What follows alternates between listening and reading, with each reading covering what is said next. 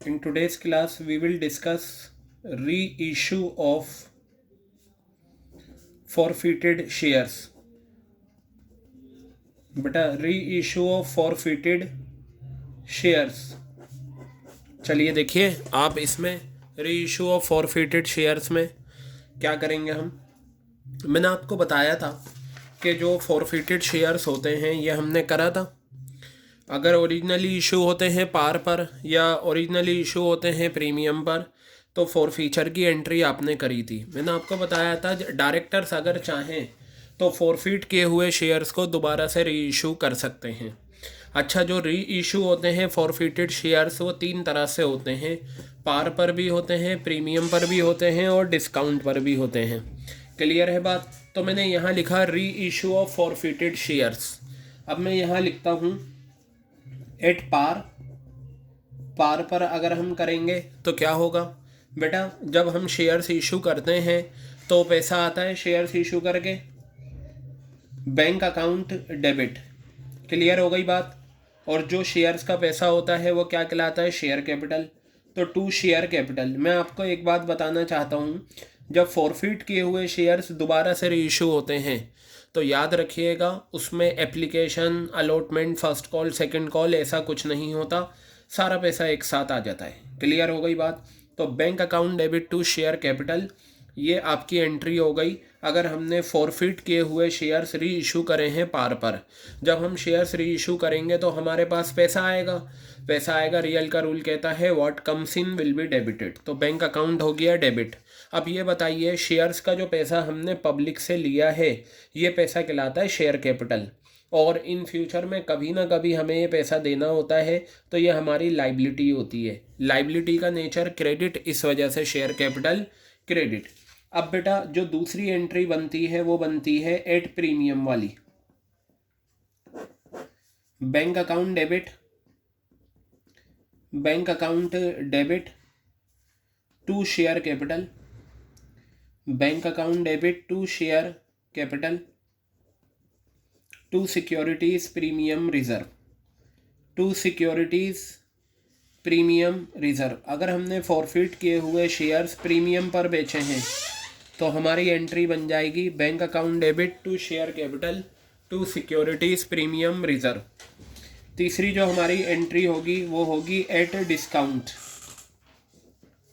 Discount वाली entry देखिए, bank account debit, ये तो पैसा तो आएगा तीनों एंट्रीज में।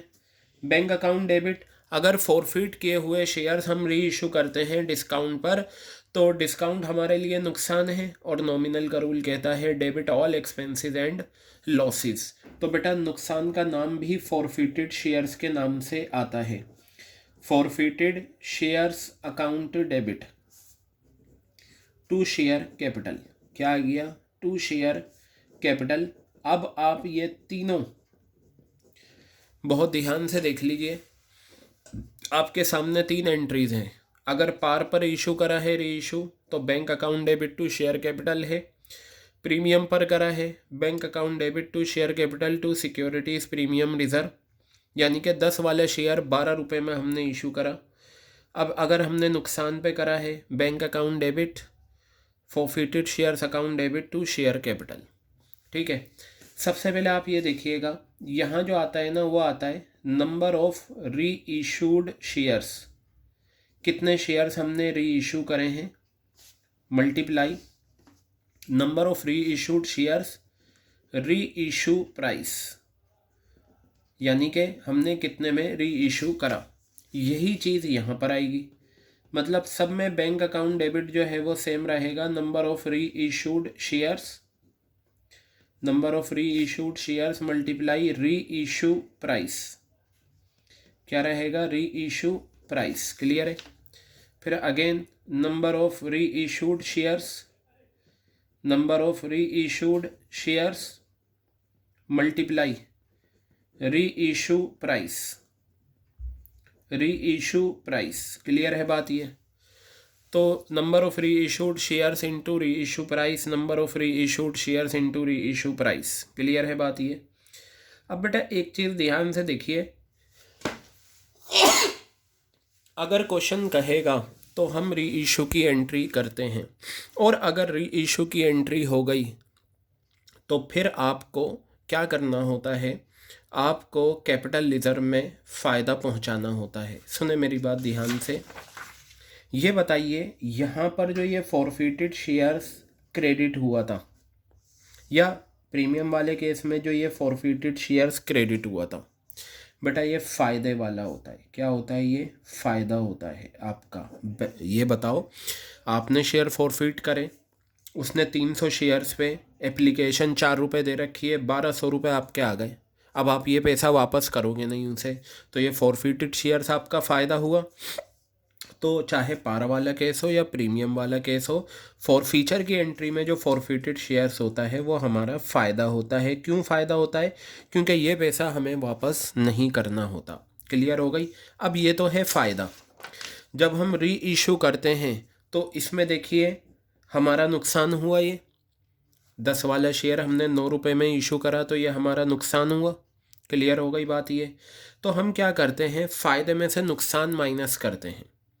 अब देखिए, अगर पार वाला केस है इसमें तो नुकसान होगा नहीं, प्रीमियम वाला केस है इसमें नुकसान होगा नहीं, लेकिन डिस्काउंट वाला केस है तो नुकसान उसी में होगा।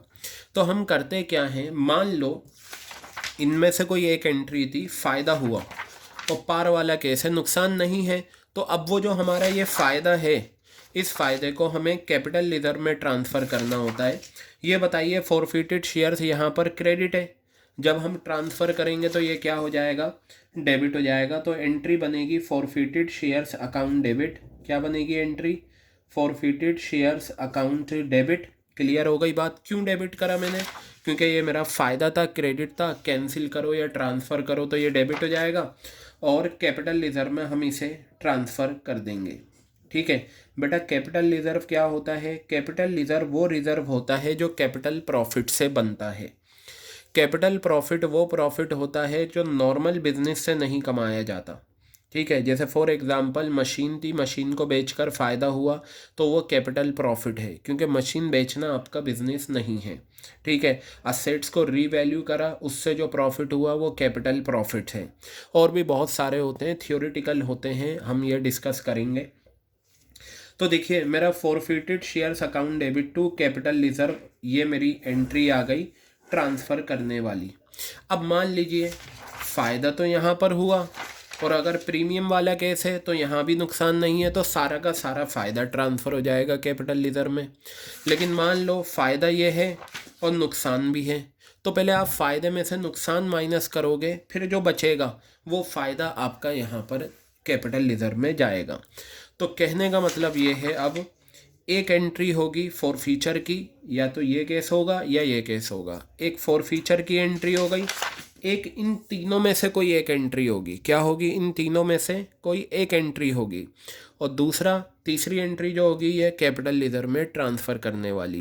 क्वेश्चन कहेगा नहीं आपसे कैपिटल रिजर्व में ट्रांसफ़र करो, लेकिन याद रखना, अगर क्वेश्चन में री इशू की इंफॉर्मेशन दे रखी है, अगर क्वेश्चन में री इशू की इंफॉर्मेशन दे रखी है, तो 100% कैपिटल रिजर्व में आपको ट्रांसफ़र करना पड़ेगा। क्या करना पड़ेगा? आपको 100% कैपिटल रिजर्व में ट्रांसफ़र करना पड़ेगा। क्लियर हो गई बात? अब आप एक चीज़ यहाँ पर ध्यान से देखिए, मैंने यहाँ लिखा number of reissued shares into reissue price.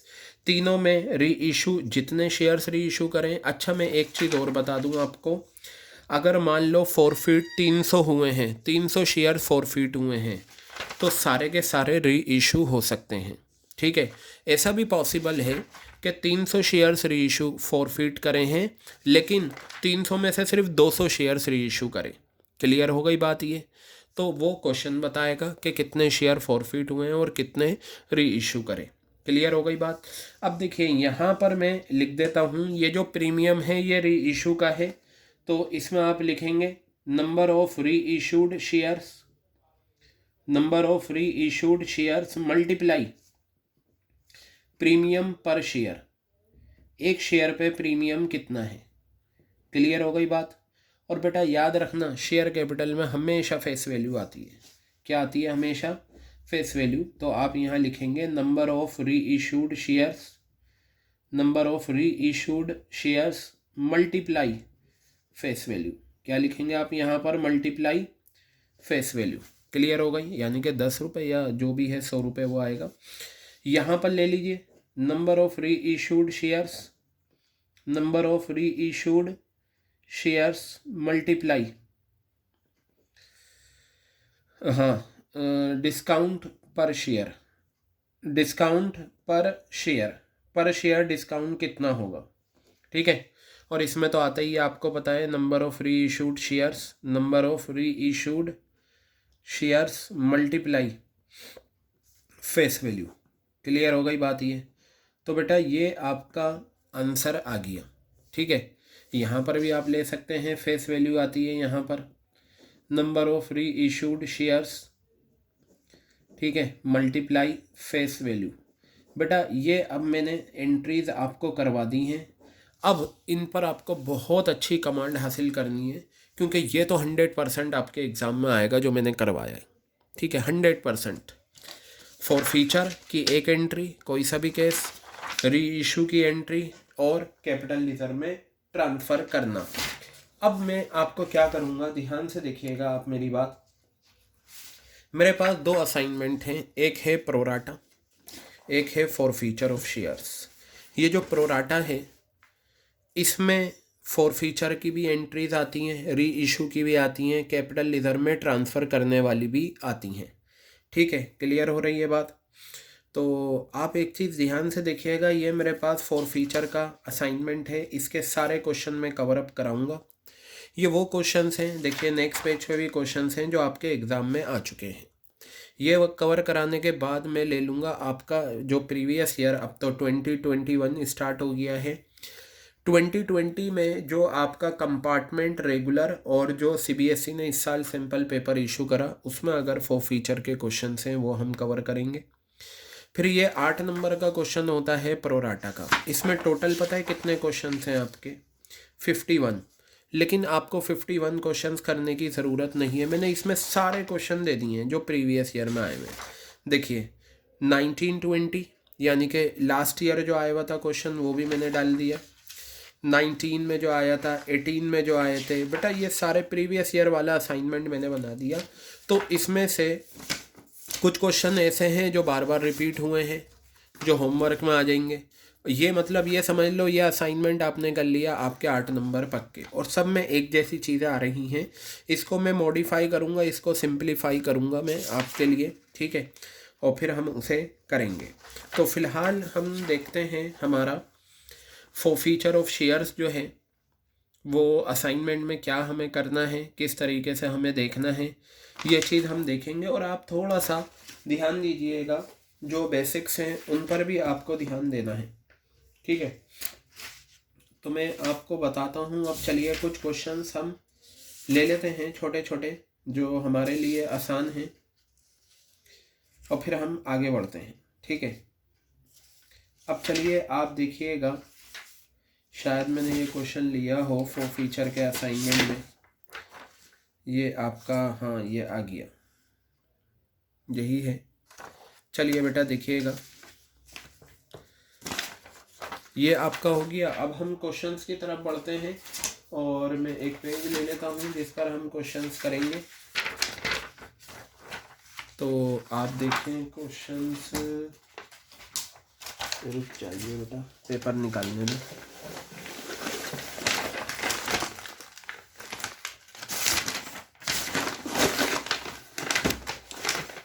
देखिए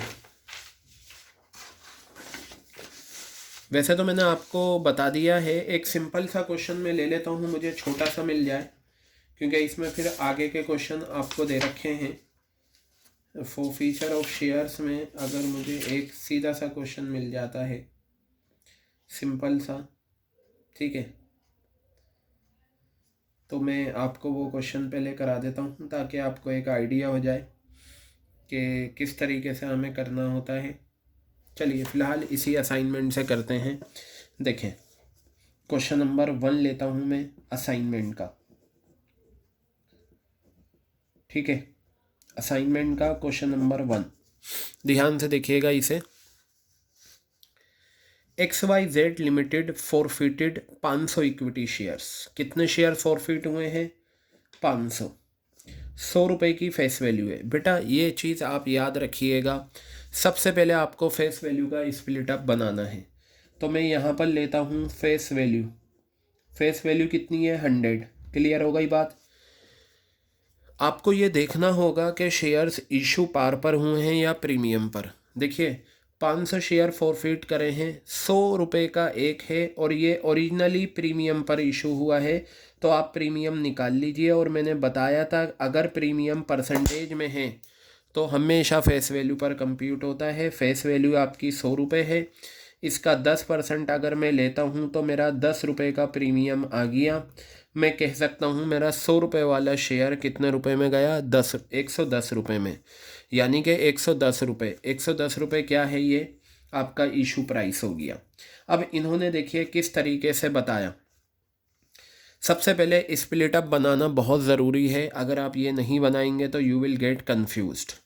इन्होंने ये कहा on which allotment money of ₹30 पर इक्विटी शेयर इंक्लूडिंग प्रीमियम। ठीक है, तो आप ये देखिए यहाँ पर ये आपका आ जाएगा एप्लीकेशन, ठीक है, और ये आपका हो जाएगा अलॉटमेंट। अभी लिखूंगा अमाउंट। इन्होंने ये कहा है 100 रुपये का ओरिजिनली इशू करा था हमने शेयर, 10% का प्रीमियम था, 30 रुपये की अलॉटमेंट थी और इस 30 रुपये में 10 रुपये का प्रीमियम शामिल है। फर्स्ट कॉल के 30 रुपये दिए थे उसने आपको, मतलब उसने क्या करा? नहीं दिए, अलॉटमेंट और फर्स्ट कॉल नहीं दी। सेकंड एंड फाइनल कॉल 20 रुपये की कंपनी ने अभी तक मांगे ही नहीं। तो बेटा मैं यहाँ पर पहले आपका सारा स्प्लिट अप बना देता हूँ। ये देखिए सेकंड एंड फाइनल। क्लियर है बात? अब सुनिए, अलॉटमेंट कितना है? 30 रुपये है। 30 रुपये में 20 रुपये की आपकी अलॉटमेंट है और 10 रुपये का क्या है? प्रीमियम है। क्लियर हो गई बात ये? ठीक है। फर्स्ट कॉल कितने की है? 30 रुपये की है और 20 रुपये की सेकंड एंड फाइनल कॉल थी जो नहीं बनी। नहीं बनने का मतलब कंपनी ने इसे कॉल ही नहीं करा, मांगा ही नहीं, तो इसे हम कट कर देंगे। अगर ये इन्फॉर्मेशन लिखी, लेकिन फेस वैल्यू की काउंटिंग करने में तो हम इसे लेंगे, जर्नल एंट्री में हम नहीं लेंगे। ठीक है, क्या लिखा हुआ है? Second and final call of ₹20 पर equity share was not yet called. अभी तक 20 रुपये नहीं मांगे। तो मैं आपसे एक सवाल करता हूँ, मैंने आपको पहले भी बताया था कि जब भी शेयर्स इशू होंगे प्रीमियम पर और हम फेस वैल्यू की काउंटिंग करेंगे, whenever shares are originally issued at premium, जब भी शेयर्स इशू होंगे प्रीमियम पर और हम फेस वैल्यू की काउंटिंग करेंगे तो प्रीमियम को हटाकर हम देखते हैं 100 रुपये बन रहे हैं या नहीं। मुझे ये बताइए, 20 रुपये की सेकेंड एंड फाइनल कॉल, 30 रुपये की फर्स्ट कॉल 50 रुपये, 20 रुपये की अलॉटमेंट 70 रुपये, तो बताइए एप्लीकेशन के टाइम कितने रुपए आए होंगे? 30 रुपये। क्लियर हो गई बात? अब आप खुद काउंट करें, 30 और 20 50 और 10 60, 60 और 30 90, 90 और 20 110 आ गया या नहीं? 100 प्लस 10 110। तो हमेशा याद रखना, जब भी शेयर्स प्रीमियम पर इशू होते हैं, बार बार मैं कह रहा हूँ और हर क्वेश्चन में सबसे पहले आपको यही काम करना है, जब भी शेयर्स प्रीमियम पर इशू होंगे प्रीमियम को हटाकर चेक कर लो 100 रुपये बन रहे हैं या नहीं। क्लियर हो गई बात? क्वेश्चन ने कहा है, देखो बेटा इसमें है क्या, ये थोड़ा सा डायरेक्ट क्वेश्चन है, एक छोटा सा क्वेश्चन मुझे मिला नहीं, वरना मैं वो आपको करवा देता। ठीक है, और इसमें क्या है, एक काम करते हैं, रुक जाइए, ये 200 है और ये भी आपका वो है क्वेश्चन। हाँ चलिए कोई नहीं, मैं इसी को ही करवा देता हूँ आपको। देखिए ये क्वेश्चन हो गया आपका। अब यहाँ पर कहा है पास जर्नल एंट्रीज रिगार्डिंग फॉरफीचर। आपको किसकी एंट्रीज करनी है? फॉरफीचर की। और री इशू, फॉरफीचर की भी एंट्री करनी है और री इशू की भी करनी है, in each of the following cases. ठीक है बेटा, एक काम करते हैं, क्योंकि ये थोड़ा सा दूसरे स्टेप का क्वेश्चन है, मैं एक सिंपल सा क्वेश्चन पहले आपको करवाता हूँ, मैं देख लूँ, ताकि वहाँ से आपको एक आइडिया मिल जाए कि क्वेश्चंस किए कैसे जाएंगे। ताकि आपको परेशानी ना हो। तो मैं नेक्स्ट रिकॉर्डिंग में पहले एक सिंपल सा क्वेश्चन निकाल लेता हूँ, वो करवा देता हूँ, फिर मैं इस क्वेश्चन पे दोबारा से आऊँगा और हम इसे करेंगे, क्योंकि इसमें थोड़े से 2 कदम आगे हैं। हमें पहले बिगिनिंग वाले क्वेश्चंस लेने हैं, ठीक है। तो नेक्स्ट रिकॉर्डिंग में हम क्वेश्चंस करते हैं।